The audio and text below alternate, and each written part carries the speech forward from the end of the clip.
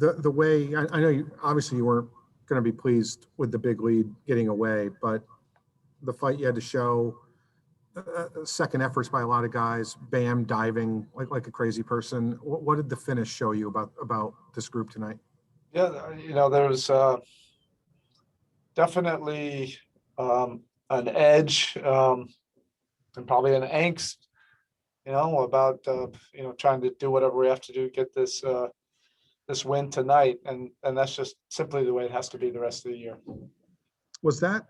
I mean, it's probably tough to communicate that when you're up 20 at halftime. But what was that discussed at all, or did it just become?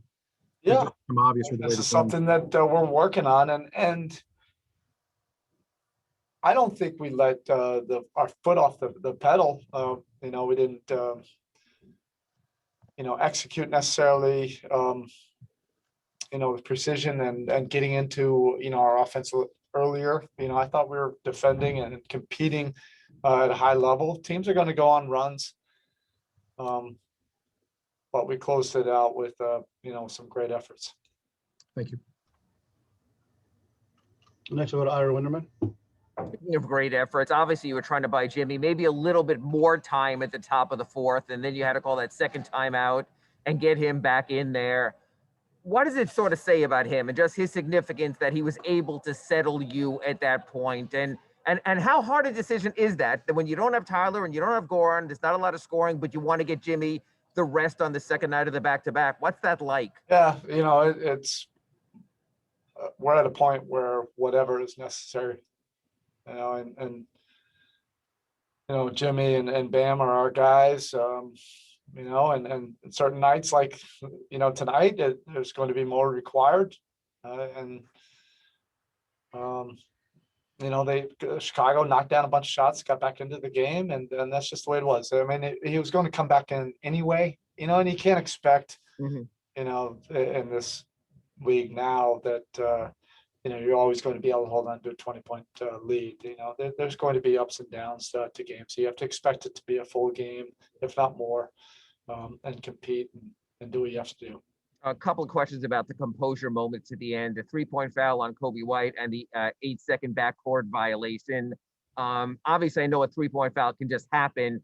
On the 8-second violation, sort of what happened there that you went so deep in the backcourt as the clock kept running?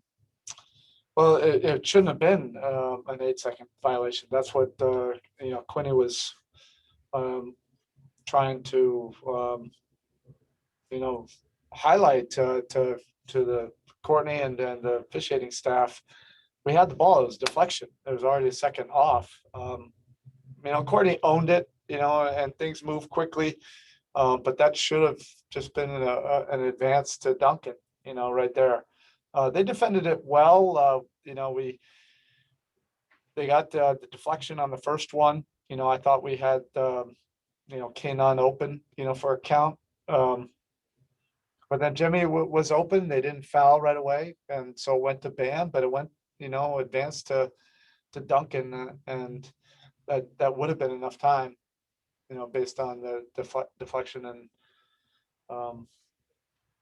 But whatever's necessary, at that point, how Kobe White broke free. I think Jimmy slipped.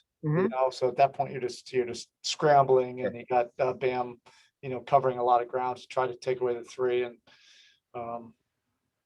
he kicked his leg out and was able to draw the foul. Thank you.